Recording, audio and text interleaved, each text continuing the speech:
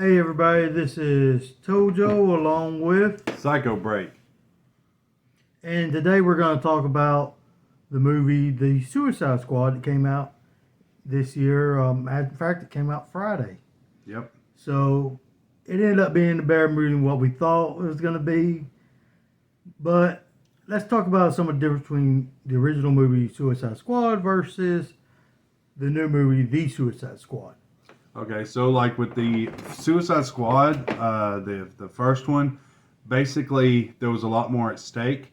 Hence, it was also setting up the Justice League going on, and it also introduced a little bit of the Jared Leto on there. It also, in turn, showed a lot of more grittier characters, but it kind of didn't. It teased a rated R, but didn't quite go rated R.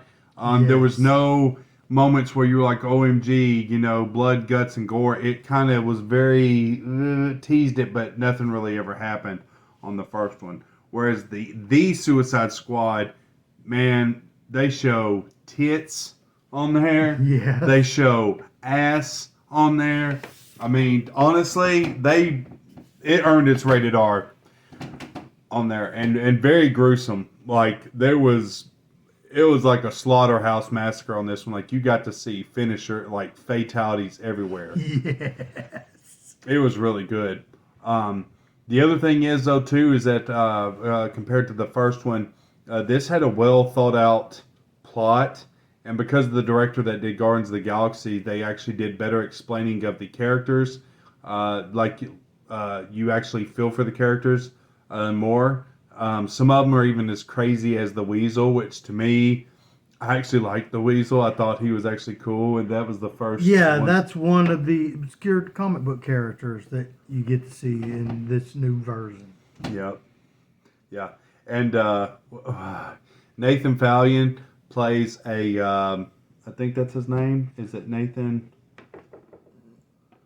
Yeah, Nathan Fillion. Nathan Fillion plays TDK, which is hilarious. The detachable kid. Yes. What's funny about this part, let me go into this. They say, what the hell is TDK? He goes, it's the letters to my name. And he's like, what? That's not what I'm asking. But anyways, so they get up on this part, and you find out TDK stands for the detachable kid.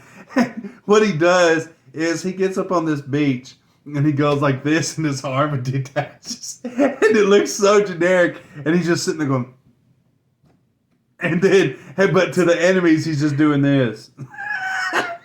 And then they get a gun and start shooting at his arms, and he goes, like he's getting shot.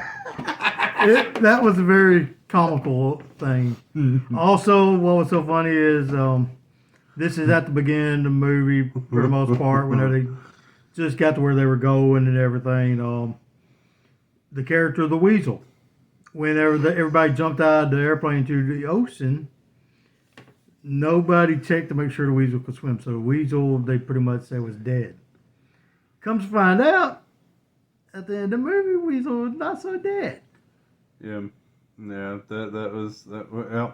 Well, guys, that's the review. Okay, but that was the post credits and stuff, and then spoiler: John Cena isn't either.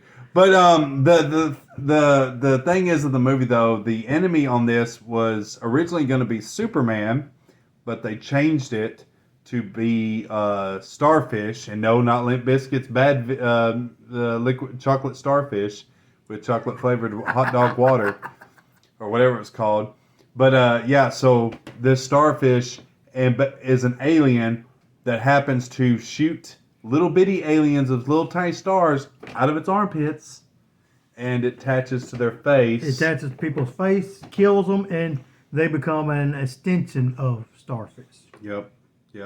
Bloodsport did really good. The only thing with Bloodsport is he had a lot of the same things was on the line. Like with Deadshot, is that his name? Yes. Deadshot. They both had the same thing up for grabs. Like, the only reason he does this is so she won't mess with his daughter. And the argument between his daughter and him was really funny on there. There's a lot of laughable parts. At one part, there's the part where Weasel, they do a flashback and Weasel's licking the window and just licking the window of his cell, just constantly licking the window. And it was really good. You had John Cena's character, which was the peacemaker, not pacemaker. He believed in keeping the peace, No matter what cost. So yeah. Yeah, which he went to the extremes on that one. Yeah, he did. And the other one was the rat. What was it called? Ratcatcher 2, who's the daughter of the original Ratcatcher. Her father taught her how to basically communicate with the rats. And towards the end of the movie, we end up finding out that the reason why he chose rats is he said that they are the lowliest of creatures, and if they can find a way in this world, then we all can. Which I thought was something very touching. But this movie kept going with the comedy and the action throughout the entire thing. None of the characters at the beginning was really drawn out.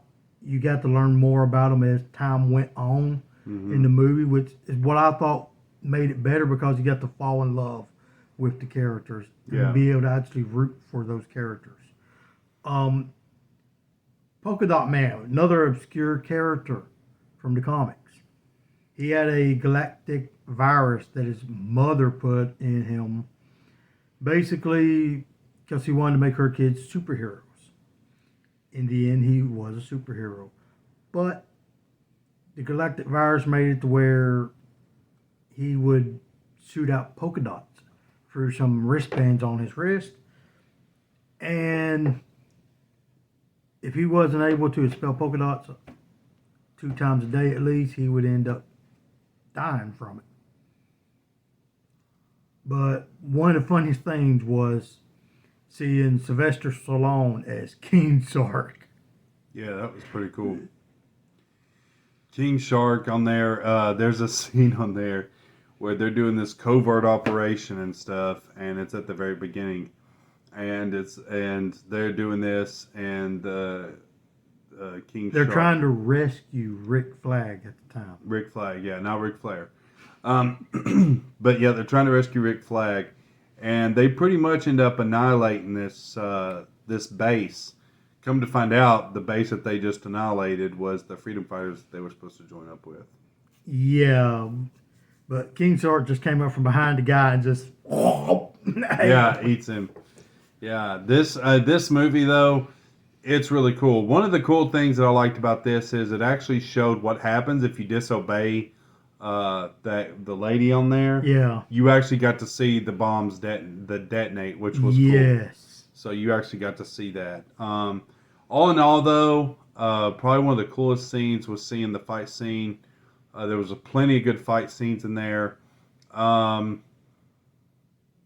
Honestly, though, the final scene with Starfish and the Suicide Squad reminded me of the Mighty Morphin Power Rangers when the enemy gets mutated to where they end up being not gonna. It kind of looks cheesy like that, but it's still, in all, it's pretty good. But out of 1 to 5, I definitely rank this. I would definitely say it's a pretty good 5 for me. Yeah, it's very rewatchable, because this is a movie that right now, if our friend Big Bus from Big Bus Entertainment, if he was to say, let's go watch this in theaters, we would both be like, okay, let's go. Even though we already saw it. Yeah. We would love to watch it again. Yeah, it's worth it. And to us, it's worth the watch. I can't wait to see what they do with the series. Now, apparently, HBO Max is going to be doing a spinoff with the Pacemaker. Peacemaker. Yeah, the Peacemaker. Yes. And apparently the Weasel's going to be implied in that too, so that's going to be interesting.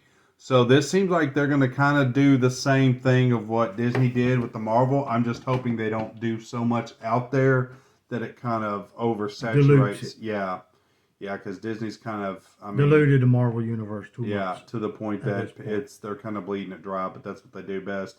But in our opinion, though, tell us what you think in the comments below. What do you think of the Suicide Squad? And if you happen to reach the end of this, and stuff, just leave the secret comment being turtles, and then we'll know you watched the whole video. Also, want to give a shout out and a happy birthday wish to Razorblade Dreams, aka Michael Hinkle. He turns 39. Wow. I remember when I was 39. That was just a year ago.